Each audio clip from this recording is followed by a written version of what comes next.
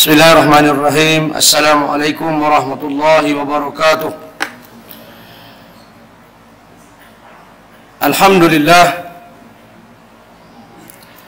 Alhamdulillahilladzi hadana lihadza wa ma kunna linahtadiya laula an hadana Allah.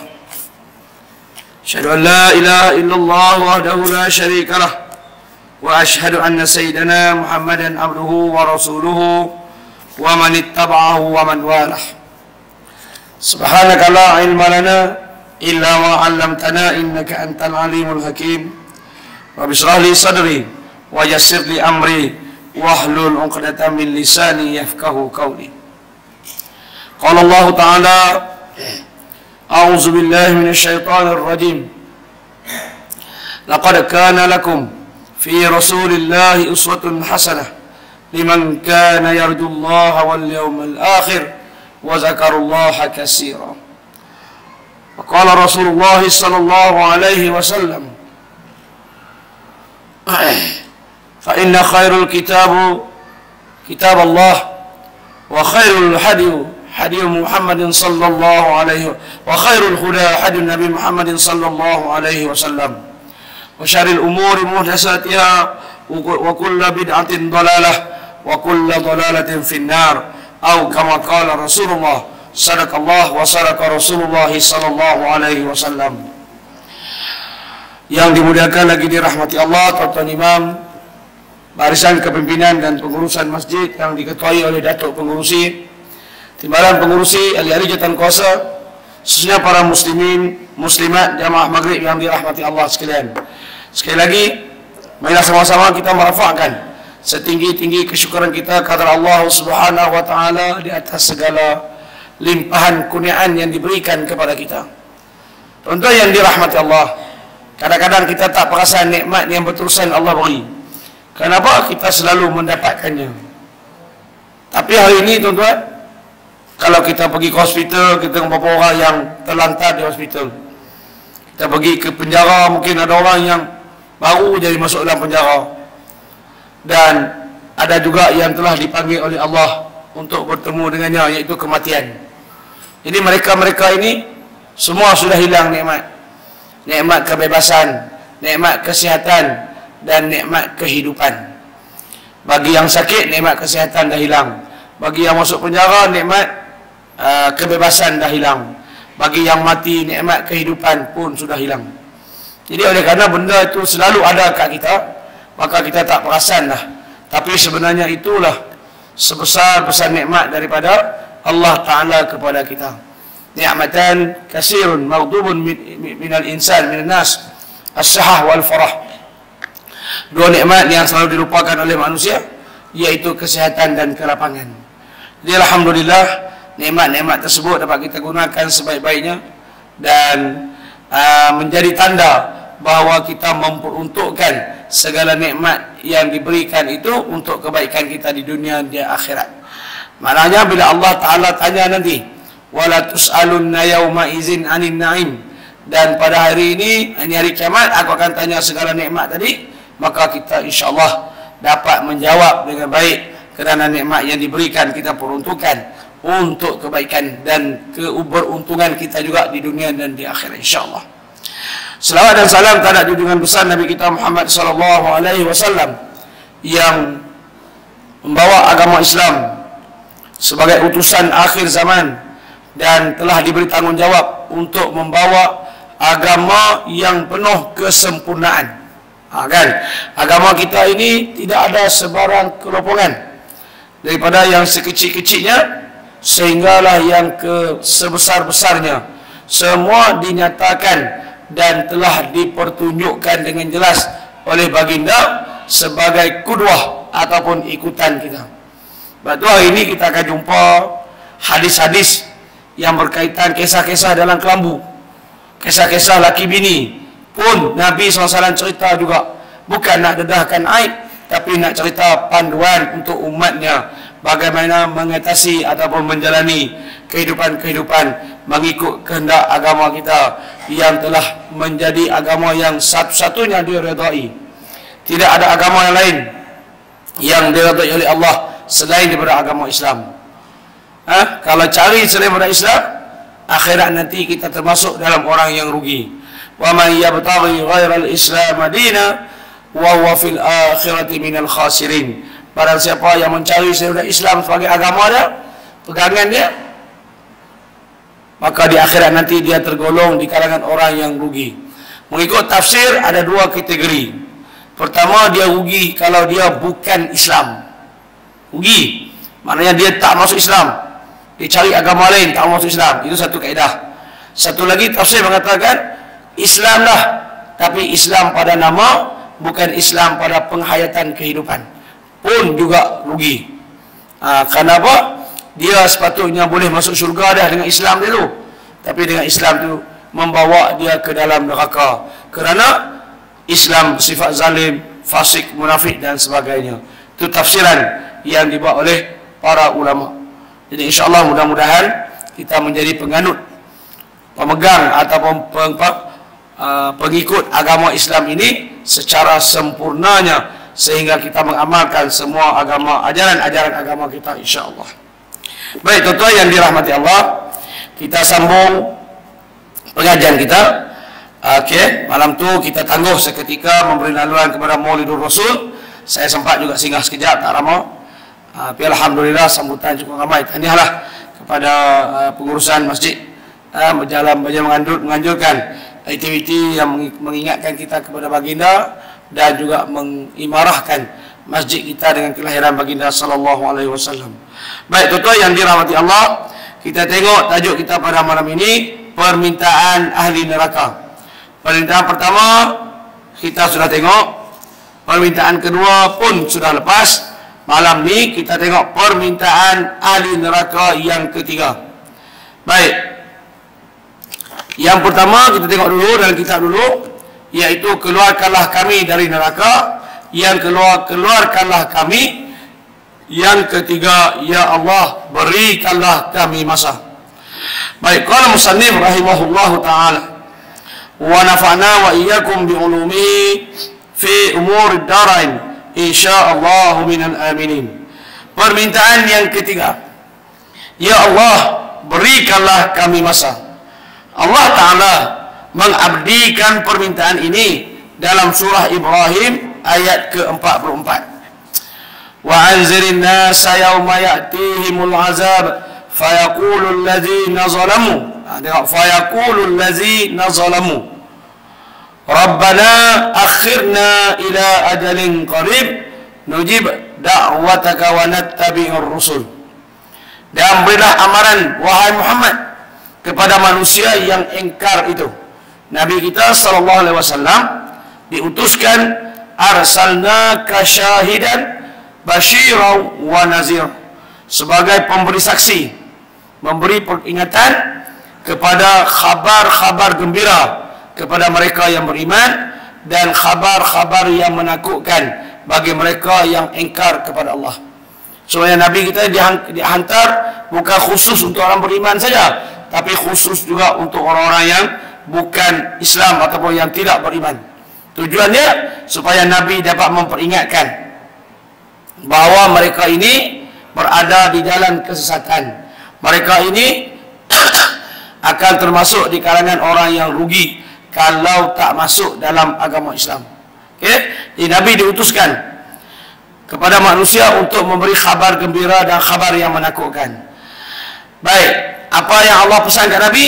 Jangan mereka lupakan hari kiamat yang padanya mereka akan didatangi azab, kan? Iaitu yauma ya'tihimul azab. Pada hari itu Allah akan menumpahkan azab. Kalau di atas dunia ini azab beri juga, tapi hanya sekadar untuk keinsafan dunia. Orang yang melihat, orang yang terlibat mungkin boleh, orang kata, pusing balik, bertaubat. Tapi azab akhirat dia bukan bersifat untuk menginsafkan, dia bersifat mengajar, memberi pembalasan. Sebab itu kita tengok azab di dunia ni, seburuk-buruk azab di dunia ni, dia bersifat memberi pengajaran. Sama ada kepada kita yang tak kena azab tu, cuma tengok orang je, ataupun kepada kaum yang kena azab itu. dia memberi pengajaran.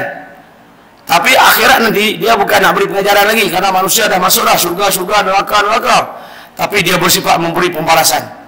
So maknanya di sana akhirat lebih dahsyat berkali-kali ganda berbanding dengan dunia.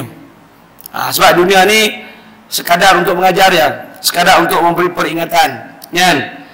Bagi mereka yang ada ada hati, mereka yang berfikir, mereka yang ada mata, ada telinga untuk melihat azab Allah.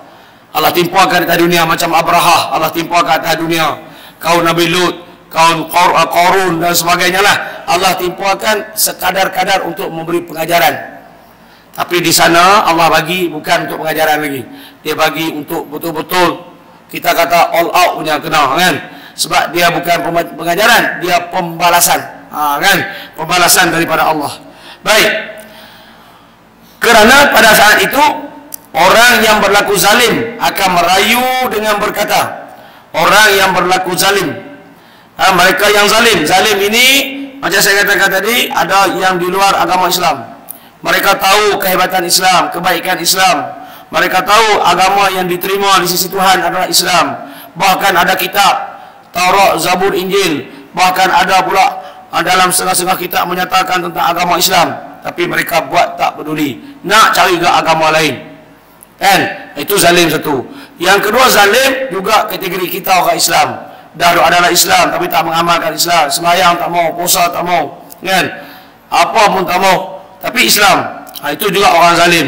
So dia kata, orang yang berlaku zalim tadi akan merayu dengan berkata, wahai Tuhan kami, kembalikanlah kami ke dunia. Rabbana akhirna ila ajalin qarib.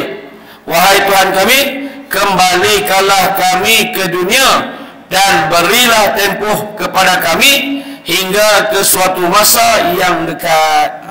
Biasalah kita ni, itu adab manusia. Dia akan menyesal bila benda dah berlaku. Itulah style kita, kan? Style manusia. Dah berlaku baru dia nak menyesal. Tapi kita kalau atas dunia ni tak apa lagi, kita boleh tempat lagi patah balik. Di akhirat minta maaf lah. Sebab tu saya kata hari ni berapa ramai orang menyesal dalam kubur tu. Kita tak terasa lah, tak masuk lagi. Tunggu kita masuk nanti, kan? Berapa ramai orang yang menyesal dalam kubur. Silaplah aku tak semayang dulu, silaplah aku ini, silaplah aku ini. Masjid pun tak mari, jauh sikit pun dah bising lah. Sedangkan lagi jauh lagi bagus, kan? Kan Nabi kata naik martabat dia sebelah kanan, hapus dosa dia sebelah kiri. Jauh ni Tuhan kata dalam jaminan dia. Tapi kita jauh sikit bersungguh, jauh sikit bersungguh, kan? Jadi maknanya bila masuk dalam kubur baru kita menyesal. Saya kata senangnya, saya kata dekat jemaah pagi saya mengajar di Expo. Saya kata senangnya. Hari ini berapa ramai orang menyesal tak belajar rajin-rajin. Kan? Ni dunia ni, kita dunia. Hari ini berapa ramai? Saya sendiri pun silap aku tak rajin-rajin. Kalau tidak aku Perdana Menteri dah buat sekarang ni. Kan? PMX dah buat sekarang, kan? Begitulah. Menyesal aku tak mengaji betul. Menyesal aku tak berusaha sungguh-sungguh. Kalau tidak kaya raya senang lenang dari ini. Di dunia kita menyesal. Apalagi akhirat, duduk dalam kubur, dia akan menyesal juga. Dia minta pada Tuhan untuk balik ke dunia. Adakah permintaan itu ditunaikan? Dah tahu dah, kan, bahawa tidak akan ditunaikan. Supaya kami menyahut seruanmu. Kan? Da'autaka wa nattabi'ir rasul. Maknanya balik ke dunia, balik baru nak sembahyang, baru nak beriman, baru nak menjadi manusia yang benar-benar menghayati ajaran agama. Kan? Dia minta balik. Dan wa nattabi'ir rasul, dan kami dan kami akan menjadi pengikut kepada agama yang disampaikan oleh Rasul. Kan? Kita faham bahawa permintaan mereka itu tidak akan dilayan. Baik. Allah jawab. Allah Ta'ala menjawab permohonan mereka menerusi ayat 44 dan 4 hingga 46 surah Ibrahim. Permintaan ahli neraka tadi, apa Allah jawab? Awalam takunu aqsamtum min qablu ma lakum min zawal wa sakantum fi masakinil ladzina zalamu anfusahum. Ini jawaban Allah. Wa tabayyana lakum kaifa fa'alna bihim wa darabna lakumul amsal wa qad makaru makrahum wa indallahi makruhum wa in kana makruhum latazula minhul jibal. Ini jawaban Allah. Dan rayuan mereka akan ditolak dengan dikatakan kepada mereka. Saya sebut rayuan ni teringat kisah di Arab Saudi yang berlaku pada 7 hari bulan baru ni. Kau tengok tak dalam TikTok ada, dalam Facebook ada kan? Bagaimana seorang pemuda dihukum pancung hari Jumaat. Mereka kan di Arab Saudi hukum pancung hari Jumaat kerana dia bunuh sepupu dia. Yang bunuh ni yang membunuh ni, dia bunuh sepupu dia. Pembunuh ni bukan keturunan alang-alang biasa-biasa ni. Dikatakan separuh Timur Tengah tu berasal dari keturunan mereka. Pegawai-pegawai kerajaan, pegawai-pegawai tentera, menteri-menteri, kebanyakan daripada keturunan mereka. Nama keturunan dia Ar-Rizq. Ya, nama Ar-Rizq keturunan dia tu. Maknanya bukan calang-calang. Jadi oleh kerana dia bunuh sepupu dia, dia tikam, dia tembak, mahkamah bersidang di Arab Saudi, akhirnya jatuh hukuman bunuh, pancung lah. Jadi bila nak pancung hari Jumaat baru ni, 7 hari bulan baru ni nak pancung di Masjid Jeddah tu yang tepi laut tu, keluarga dia mari tuan-tuan, merayu dekat keluarga sepupu dia. Mereka punya adik-beradik je lah, pak nakan dia, mak nakan dia, orang lain pun mari merayu, bawa segala harta benda mereka. Ini nak cerita ni tuan-tuan, pengajaran yang besar untuk kita. Bawa segala harta benda mereka, dengan emas, dengan kereta, dengan apa yang mereka minta untuk tebus nyawa anak mereka yang nak kena bunuh lepas zuhur tadi, lepas Jumaat tadi. Ini berlaku sebelum Jumaat, lepas Jumaat nak kena pancung. Bawa segala harta benda sebab mereka ni keturunan orang yang hebat-hebat. Kuwait sebahagian pada keturunan mereka, di Iraq ada sebahagian keturunan mereka. Memang tersebar luas keturunan Ar-Rizq, keturunan depan ni, puak Ar-Rizq ni. Dia Arab punya style tu kan, Quraisy, Bani Hashim apa semua kan, dia punya puak-puak dia hebat-hebat. Jadi bawa segala harta, buka tunjuk, kalau hangpa tahan nak harta ni ambil lah. Keluarga sebelah yang mati tu tak mau juga, tak mau maafkan. Ini kehebatan Islam. Dia bukan letak pada hakim, dia letak pada ahli keluarga. Lepas tu tak mau dah harta, mereka sanggup londehkan ke jawatan mereka. Dia buka serban dia ni, buka baju, buka semua, tidur atas pasir, baring, sujud dekat keluarga yang mati tu, buat macam-macam permohonan untuk supaya keluarga tu, padahal mungkin mak nakan dia kawan lain, untuk maafkan kawan ni. Nak kena pancung pukul 3 je tu, kan? Jadi pun tak boleh juga keluarga tu kata apa? Ayah dia kata apa? Saya nak kamu rasa bagaimana kehilangan anak. Tuan. Bagaimana kamu rasa kami kehilangan anak, padahal mereka tu orang kaya, duit banyak. Cakap anak seorang hilang daripada akhirat Tapi demi nak membela darah tadi tu, dan Islam membenarkan, marilah harta ke jawatan ke tuan-tuan tak dilayan. Akhirnya pukul 3 jalan. Ada dalam TikTok ada, kalau tuan-tuan buka tu, tapi dia pancung, dia tak tunjuk lah. Tapi dia tunjuk bagaimana budak tadi umur 24 tahun tadi dibawa ke tengah, dibawa apa tu, keluarga dia merayu, melentang-lentang, buka habis igal apa semuanya, kata kepala semua buka, merendahkan diri, menunduk, beri harta, dia tunjuk semua tu. Pun tak berkesan. Akhirnya budak tu dihukum mati juga. Saya nak cerita ni tuan, di dunia pun ada ketiga-tiganya harta, pangkat, kekayaan tak berguna. Apatah lagi di akhirat tuan-tuan. Kita doa dengan kekayaan kita, harta kita di akhirat, semua tu Allah tak pandang. Ini cerita dunia, bukan cerita akhirat. Kalau kita lah kena macam tu kan, kita mungkin kita ambil lah kot kan, sebab kita orang tak ada duit kan.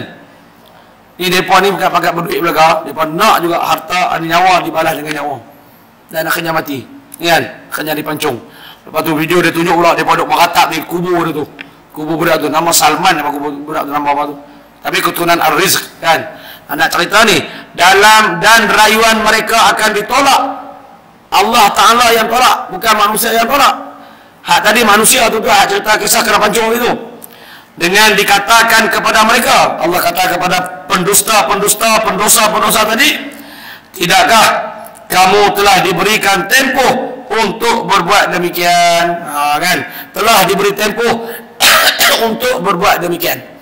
60 tahun, 70 tahun, 80 tahun, 40 tahun, macam-macam lah tempoh kehadiran kita di atas dunia ni.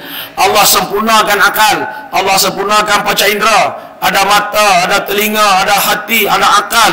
Allah bagi semua, takkan tak boleh fikir yang mana baik.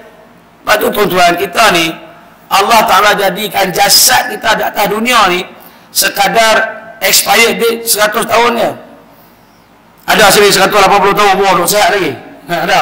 Tak ada. Expired date kita, badan kita ni 100 tahun. Itu pun payah-payah nak pergi. 100 tahun pun menyusah nak cucu je duk tak katil dia. Semua nak kena urus. Jarang ada pergi 110, 120. Ada tu pun macam saya kata tadi lah. Anak cucu duk tanya bila lah nak mati. Kan? Kenapa? Lama-lama sangat menyusahkan, nak kena jaga. Itu je Allah Ta'ala hadirkan ke atas dunia. Jasad kita Allah cipta khas untuk dunia sekadar 100 tahun.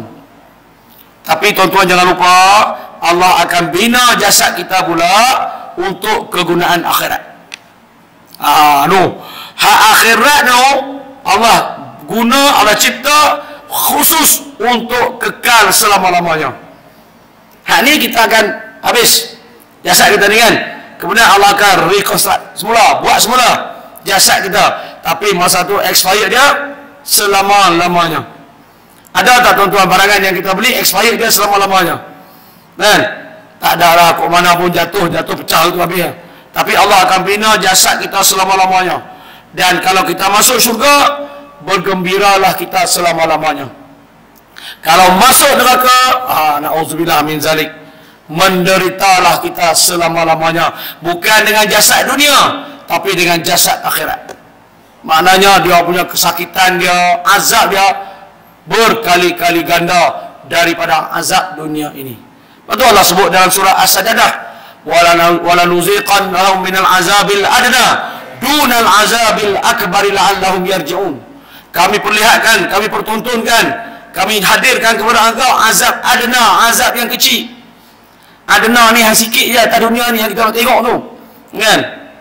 Kita nak tengok tsunami, kita nak tengok kaum Nabi Lut, kaum apa semua tu, kaum Ad, kaum Samud yang kena tu, itu azab adna. Dunal azabil akbar, berbanding dengan azab yang paling besar di akhirat nanti, yang mana jasad kita untuk selama-lamanya tadi tu. La'allahum yarji'un, mudah-mudahan kita pusing balik kembali kepada agama kita. Kan? Tapi kita tengok hari ni berapa ramai orang yang kembali balik kepada agama. Tu kadang-kadang saya duk perhati tengok tu, dunia tengah duk kelang kabut tu, dia masih buat pertandingan joget lagu pagi. Macam seolah bagi mereka, apa jadilah apa pun, kami tetap dengan kumpulan kami. Ada pertandingan itu, pertandingan ini, program mencari sitara. Kan? Siapa dengar radio klasik tahulah. Sitara, 10 orang sitara. Oh ni hari Sabtu, ni buat pertandingan akhir, tak apa menang. Sedangkan dunia, kita duduk dengan kelang kabut ni, dengan berat, tak ada mahal, segala-gala macam. Mereka duduk sitara mereka tu lah. Tak ada langsung perasaan nak rasa teringat akhirat ke apa kan. Ni yang berlaku di Palestin hari ni pula ni kan. 7 hari bulan bukan ni, 7 hari bulan. Palestin, Israel dah serang balik dengan dia punya airstrike itu. Beribu-ribu orang pula mati. Kan? Dunia dah kelang kabut, tapi kita masih lagi. Maknanya tak ramai yang walaupun Allah Ta'ala bagi azab adna tadi, tetap juga dia dengan khinah dia, dan akhirnya dia akan menyesalah mendapat azab yang akbar, yang besar tadi. Baik, Allah kata apa? Bukankah kamu telah bersumpah semasa kamu di dunia dulu bahawa keadaan kamu tidak akan mengalami sebarang perubahan, padahal kamu telah mendiami tempat-tempat tinggal yang berlaku zalim pada diri mereka sendiri, serta ternyata kepada kamu dengan bukti-bukti yang jelas bagaimana kami telah mengubah keadaan mereka dengan menimpakan mereka dengan berbagai-bagai bencana. Tengok, Allah Ta'ala timpakan dengan berbagai-bagai bencana. Tuan-tuan cari buku 13 kaum yang dibinasakan oleh Allah Ta'ala. Macam saya cerita pada perjumpaan kita dulu, mereka itu melakukan perkara-perkara yang layak azab jatuh ke atas mereka. Nabi kata bila 15 perkara ini berlaku di atas satu kaum itu, maka layaklah azab menimpa ke atas kaum tersebut.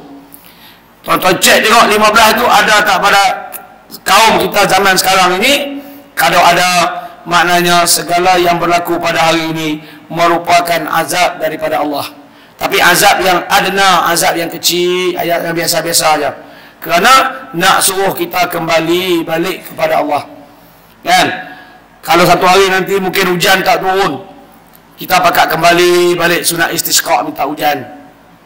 Kita kembali balik kepada Allah. Sekiranya 15 perkara ini ada dalam keadaan kita hari ini. Saya rasa semua dah ada dah.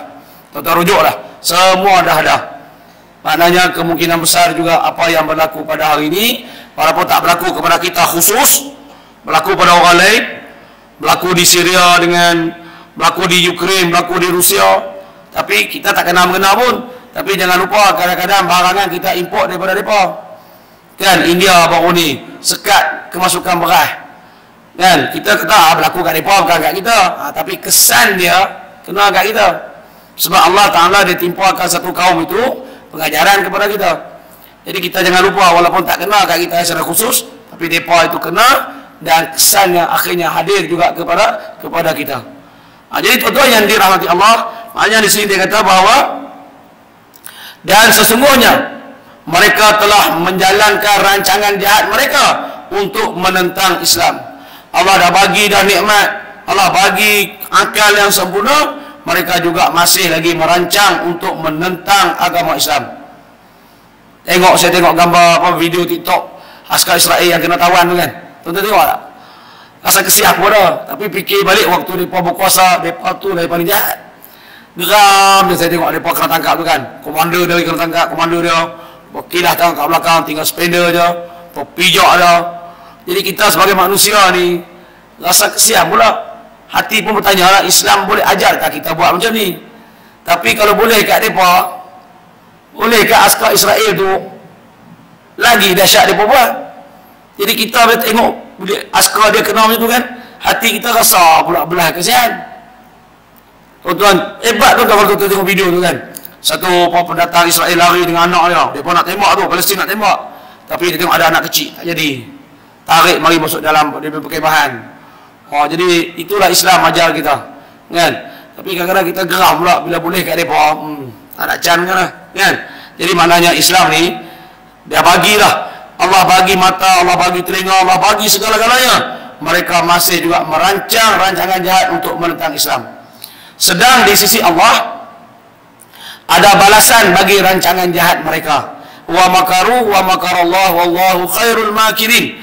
Mereka merancang, Allah juga merancang, tapi sebaik-baik perancangan adalah perancangan Allah. Ayat ini turun ketika Nabi SAW, ketika orang Yahudi merancang untuk membunuh Nabi. Mereka rasa perancangan mereka tu hebat dah. Yang kisah di Darun Nadwah tu kan, yang mana dikatakan syaitan turut campur dalam perbincangan tu, kumpul pemuda setiap kabilah tu, rasa hebat dah. Tapi Allah punya perancangan lagi hebat. Kan? Sedangkan walaupun rancangan jahat mereka itu dapat melenyapkan gunung ganang sekalipun. Hari ini tuan-tuan, orang-orang kafir yang menentang Islam ni, mereka mempunyai kekuasaan boleh buat apa sahaja. Tapi mereka lupa di sisi Allah ada pembalasannya. Kita hari ini tak boleh harap apalah. Kita hanya harap sisi Allah saja. Yang kita harap ialah supaya Allah memakbulkan, meletakkan kita di kalangan hamba-Nya yang soleh. Kan? Baik, habis permintaan yang keempat. Ya Allah, keluarkanlah kami. Firman Allah Ta'ala dalam surah Al-Fatir ayat 37 menceritakannya. Wahum yastarikhuna fiha Rabbana akhirna na'mal salihan ghairal ladzi kunna na'mal. Ini satu lagi. Dia minta pada Allah untuk naik ke atas dunia. Dan mereka menjerit-jerit di dalam neraka itu sambil merayu, wahai Tuhan kami, keluarkanlah kami daripada azab ini. Kan? Ya Allah, keluarkanlah kami daripada azab ini. Tak payah di akhirat, di neraka tuan-tuan.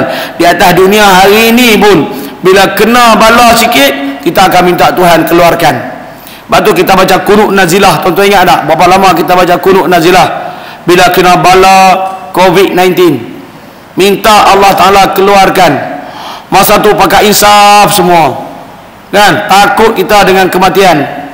Habis COVID dia, tuan-tuan tengok balik lah, kan? Kembali balik kepada asal. Dulu marah kat pengurusi masjid, tak boleh mari masjid. Hari ni masjid terbuka 24 jam, muka dia pun tak nampak. Kan? Dulu dia kata, "Wah, saya dapat mesej tuan-tuan, personal mesej kat saya waktu saya di pengurusi. Ustaz, apa-apa jadi kat kami antara Jumaat ini, Jumaat akan datang, Ustaz kena bertanggungjawab jika kami masuk dalam neraka." Ni mesej saya simpan lagi. Oh, macam saya, seolah-olah saya yang berkuasa di masjid itu. Padahal tu masa tu arahan tak boleh. Saya kata Allahu Akbar. Nak kata macam mana, dah tak boleh lari, kan? Tapi saya tengok orang yang hantar mesej kat saya tu tak nampak pun di masjid. Saya kenal orang dia, orang expo juga saya kenal. Saya perhati tengok adakah dia. Adalah 2-3 hari sekali muncul. Tapi masa masjid tutup dulu, seolah-olah dia wara'ah nak bertobat, kan? Inilah dia minta pada Allah untuk keluar supaya apa? Kami akan mengerjakan amal-amal soleh. Dia naik atas dunia balik, dia kata kami nak buat amal soleh je. Padahal hari ini Allah bagi peluang, dia tak nak buat. Sebab tu tuan-tuan, Allah ni dia tahu. Sebelah yang wajib hari-hari itu satu je, sembahyang. Kalau wajib tu hari-hari, yang wajib kena buat tiap-tiap hari tu 5 rukun tu, jenuh kita. Katakan 5 rukun Islam tu tiap-tiap hari kena buat. Mengucap kena buat tiap-tiap hari, sembahyang kena buat tiap-tiap hari, puasa kena buat tiap-tiap hari, zakat kena bagi tiap-tiap hari, haji kena bagi tiap-tiap hari. Jenuh tuan-tuan. Tapi Allah ni Maha Pengasih, Maha Penyayang, dia bagi satu je, iaitu sembahyang. Kan? Tu pun sembahyanglah macam mana pun, yang penting tutup aurat. Tak nak mari masjid pun tak apa, sembahyang kat rumah pun tak apa, yang penting sembahyang. Cuma sebab itu tuan-tuan, kenapa kita nak bersemayam berjemaah? Kenapa kita semayang ni nak berjemaah? Sebab kita ni dikategorikan ulama ni, semua tuan-tuan ni ulama ni. Sebab kita dah faham ulama ni hak sek-sek serabang besar. Mereka itu bukan ulama, mereka faqih. Kita ni ulama. Ulama ni jamak daripada alim, mengetahui. Kita tahu tak hukuman tak semayang? Kita tahu tak fadilat semayang berjemaah? Kita tahu tak kelebihan-kelebihan orang mari masjid?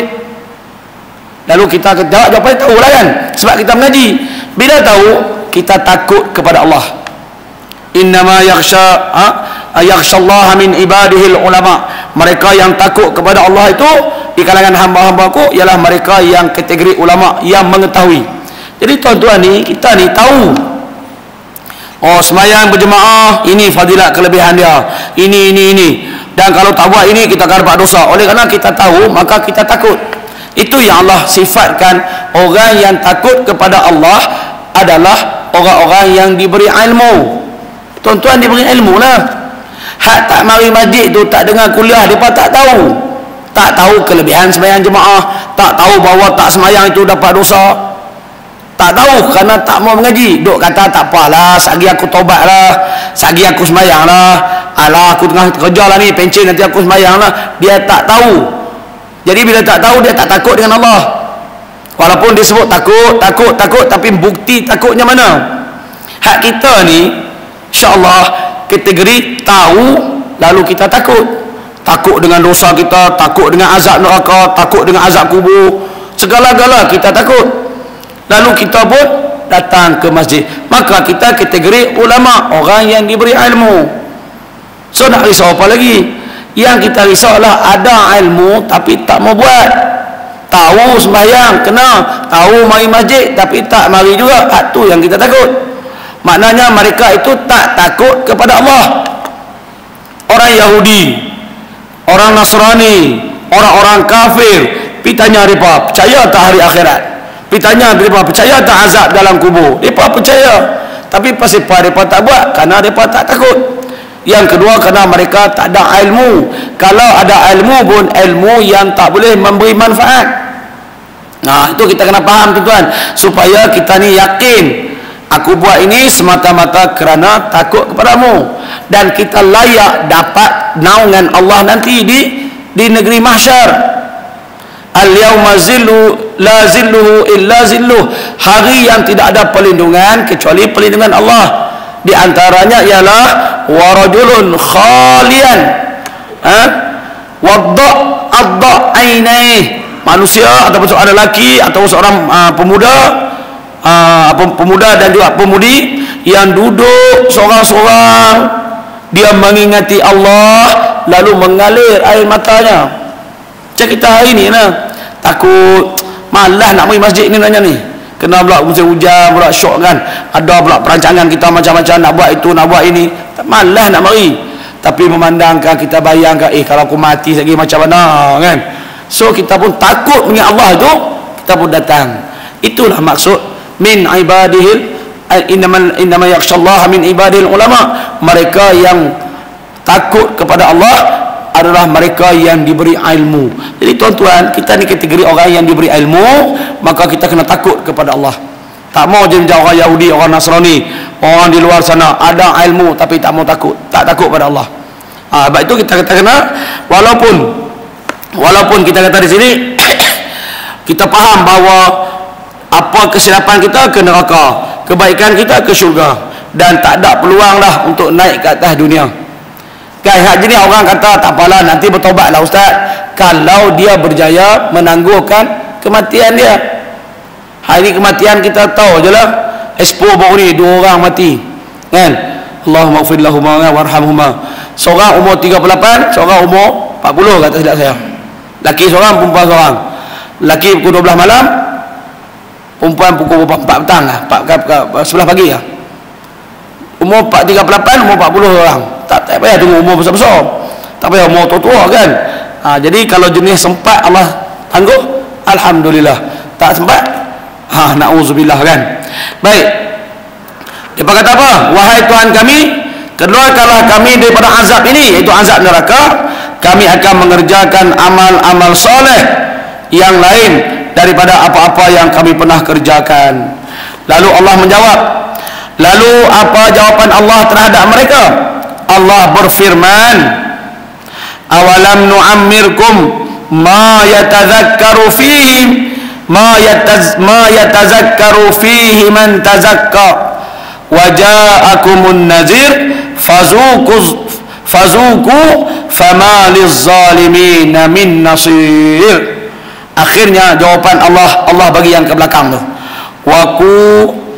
fazuku fama lizzalimin min nasir. Itu jawapan Allah yang terakhir itu. Lalu Allah menempelak mereka, Allah pedli mereka. Allah dalam Al-Quran ni kata Allah pedli. Surah At-Taubah, Allah pedli ke orang munafik, fabashshirhum bi'azabin nar. Bergembiralah mereka itu dengan azab api neraka. Macam mana api neraka kita boleh bergembira? Tapi Allah pedli kepada orang munafik, kerana dah bagi macam-macam tak mau dengar juga. Allah kata dah nak sangat jadi orang munafik, Allah kata bergembiralah kamu nanti dengan azab api neraka. Sedangkan neraka ni tempat yang menakutkan, takkan bergembira. Tapi Allah pedli mereka itu. Bukankah, kata Allah kata, bukankah kami telah melanjutkan umur kamu dan memberikan masa yang cukup untuk berfikir dan beringat padanya oleh sesiapa yang suka berfikir dan beringat kepadanya. Macam tadilah saya kata, Allah bagi mata, Allah bagi akal, Allah bagi hati, Allah bagi segala-galanya untuk kita berfikir, kita beringat pada dia. Sebab tu Allah ni, tu saya kata Allah ni maha hebat. Dia tak suruh kita beranak terus kena sembahyang. Sebab waktu tu pembinaan akal belum sempurna. Mata hanya sekadar boleh tengok, tapi dia tak faham apa dia tengok. Anak-anak kita yang kecil-kecil tu, dia tengok TV, bukan dia faham pun, tapi dia gelak kan, dia tak faham. Telinga pun kadang-kadang tak faham. Allah tak suruh buat lagi. Allah akan suruh setelah akil baligh, sempurna akal, sempurna panca indera, baru Allah suruh tunaikan tanggungjawab. Maknanya daripada kita akil baligh umur 15-16 tahun sehingga kematian kita paling kuat 40-50 tahunnya, itu pun kalau start balik dia semayang tu. Biasa jarang kan. Jarang zaman tu zaman ye kan. 40 tahun 50 tahun baru kita sembahyang. 40 tahun kita sembahyang, mati umur 60 baru 20 tahun. Buat amal ibadat tu pun kuantiti belum tentu kualiti. Tiba-tiba masuk syurga selama-lamanya. Oi, hebat Tuhan bagi tu. Kan? Kan? Maknanya Tuhan bagi ini hebat untuk kesenangan kita manusia. Siapa kain ini tuan-tuan? Dan kamu pula telah didatangi oleh Rasul yang memberi amaran. Allah kata, aku sediakan akal, aku sediakan peringatan, aku sediakan panca indera, aku sediakan hati, sediakan semua. Aku bagi pula Rasul. Mungkin akal tu tak boleh nak mencapai, tak memahami. Aku bagi pula Rasul. Macam hari inilah kan, aku bagi kemudahan. Ada kereta, ada rumah, ada jalan raya, ada YouTube, ada segala, aku bagi kemudahan. Lepas tu aku sedia pula kuliah. Ustaz-ustaz, tok-tok guru kuliah, duk peringat kita syurga neraka, syurga neraka, syurga neraka. Buat Allah bagi segala-galanya pada kita hari ini. Rumah ada, kenderaan ada, kereta ada, kemudahan ada. Bagi pula ustaz, jemput pula ustaz datang, bukan kena bayar pun tuan-tuan. Mai tadah telinga kan. Yang bayar masjid kan. Tuan-tuan, mari RM40 kata Ustaz Azhar dulu, mari RM40, buat balik RM40 juga. Tapi kalau maksud pergi pasar malam, buat mari RM40, belum tentu buat balik RM40, silap-silap berhutang lagi. Tapi mari masjid sekupang tak nak bayar. Bagi peringatan macam-macam. Allah bagi Rasul ni, Allah bagi Rasul, Allah kata. Maknanya zaman moden kita ni, Allah bagi ulama, Allah bagi ustaz-ustaz yang duk mengajar. Lepas tu dia kata apa? Oleh itu, dah tak mau dengar sangat, rasalah azab seksa, kerana orang yang zalim tidak akan beroleh sesiapa pun yang dapat memberikan pertolongan. Habis Allah kata, aku dah bagi segala-galanya, Rasul bagi, kitab bagi, akal bagi, segala bagi. Tak mau juga nak jadi orang yang zalim juga. Akhirnya dia kata, orang yang zalim ini rasalah azab seksa, dan bagi orang zalim tak sesiapa pun yang dapat memberi pertolongan. Macam tadilah saya katakan, anak dia nak kena pancung, siapa pun tak boleh tolong dia. Harta tak boleh tolong dia. Keturunan mereka yang hebat-hebat tak boleh tolong dia. Perjawatan yang hebat daripada keturunan mereka, Perdana Menteri lah, Lieutenant Commander, askar lah, apa semua, pun tak boleh tolong dia. Tolong keluarga tersebut untuk menyelamatkan nyawa anak mereka. Sama juga orang zalim, siapa pun tak boleh tolong, kecuali Allah Ta'ala saja yang boleh tolong. Allah tak tolong dah, sebab duk masuk neraka itu adalah pembalasan. Itu saya kata tadi, azab neraka, azab pembalasan. Azab dunia Allah boleh tolong lagi. Bila kita kena azab, kita minta ampun, Allah kata, okey, aku hapuskan dosa, aku ampunkan, engkau Allah tolong. Sebab Allah nak bagi pengajaran dia kata dunia ni. Akhirat pembalasan. Sorry lah aku nak tolong, kata Allah Ta'ala. Nah, rasalah kamu azab sebab kedegilan kamu di atas dunia dahulu. Wallahu ta'ala alam. Mudah-mudahan tuan-tuan, kita tergolong di golongan yang jauh daripada menginsafi ataupun meyakini bahawa Allah Ta'ala itu maha pembuat sesuatu hukuman, dan kita ni menjadi manusia ataupun hambanya yang sentiasa ingat kepada dia dan takut kepada Allah Ta'ala, sehingga menyebabkan kita memperuntukkan masa yang banyak untuk beribadat dan juga melakukan kebaikan, supaya kita tidak termasuk di golongan mereka yang menyesal di negeri akhirat kelak, insya-Allah, mudah-mudahan. Jadi setakat itulah untuk malam ni tuan-tuan. Kita akan tengok permintaan yang kelima pada perjumpaan kita akan datang. Yang kelima, apa pula yang ahli neraka minta, kan? Banyak betul dia punya request ni, kan, dekat Allah Ta'ala. Baik, insya-Allah kita akan tengoklah pada perjumpaan kita akan datang bulan November. Wallahu ta'ala alam. Mudah-mudahan Allah berkati pertemuan kita, dan Allah jadikan kita di kalangan hamba-hambanya yang soleh, dan Allah jadikan ilmu yang kita dapat memberi manfaat kepada kita di dunia dan di akhirat, insya-Allah. Bismillahirrahmanirrahim. Alhamdulillahirabbil alamin. Wassalatu wassalamu ala asyrafil anbiya'i wal mursalin wa ala alihi wa sahbihi ajmain. Allahumma ighfir lana اللهم اغفر لنا ذنوبنا ولوالدينا وارحمهم كما ربونا صغارا ولجميع المسلمين والمسلمات والمؤمنين والمؤمنات برحمتك يا ارحم الراحمين. اللهم فقهنا في الدين وعلمنا التأويل وارزقنا فهم النبيين، زدنا علما وارزقنا فهما برحمتك يا ارحم الراحمين. اللهم اجعل جمعنا هذا جمعا مرحوما وتفرقنا من بعده تفرقا معصوما ربنا آتنا في الدنيا حسنة وفي الآخرة حسنة وقنا عذاب النار وصلى الله على سيدنا محمد وعلى آله وصحبه وبارك وسلم والحمد لله رب العالمين. Kita tutup dengan tasbih kifarah dan suratul As. Bismillahirrahmanirrahim. Subhanakallahumma wa bihamdika asyhadu an la ilaha illa anta astaghfiruka wa atubu ilaik. Bismillahirrahmanirrahim. Wal 'asri innal insana lafi khusr illa alladhina amanu wa 'amilus solihat wa tawasaw bil haqqi wa tawasaw bis sabr. Billahi taufiq hidayah. Assalamualaikum warahmatullahi wabarakatuh. Wallahu ta'ala alam.